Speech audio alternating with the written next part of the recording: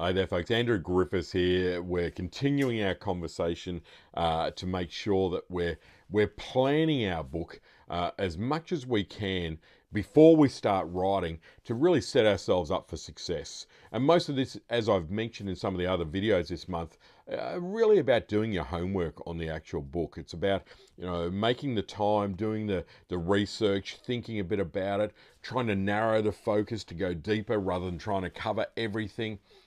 Talking to your targeted reader, knowing your targeted reader really, really well. All that kind of stuff is important.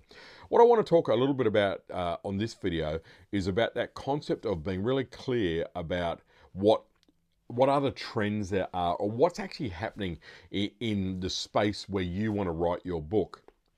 I've spoken a bit before about the need to go and make sure that you're buying and reading any competitor books that are current, and I mean within 1 or 2 years. Don't go back too far, but that kind of period, so that you can identify what is different in your book. Critical point. If you're just saying the same thing as someone else, you actually kind of look like you've just plagiarized what it is that they've said. So interesting kind of point there. I believe it's really important to spend time in bookshops and look at non-fiction in general. Start to see what trends are in covers, in titles, in topics, in themes. That's really, really helpful. Again, don't develop your idea in isolation, because what you'll end up with is a book that is really kind of beige and just kind of blends in.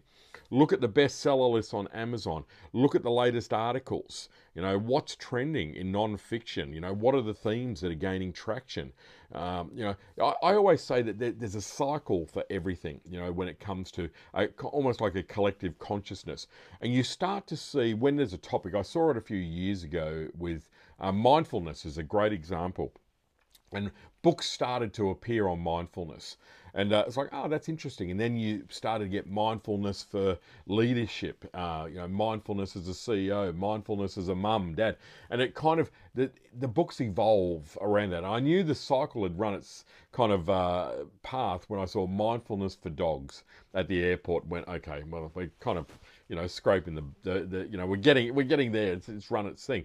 We've got to be able to look for that, and that means we've got to again spend a bit of time researching it and asking ourselves, does my concept fit in with the trends that I'm seeing? Could my idea sit on this bookshelf of latest releases and feel contemporary? Excuse me. So, or do I need to make this a little bit more contrarian? Do I have to come at this from a different angle? It's a really interesting kind of process to do this, and one that is not done enough by authors.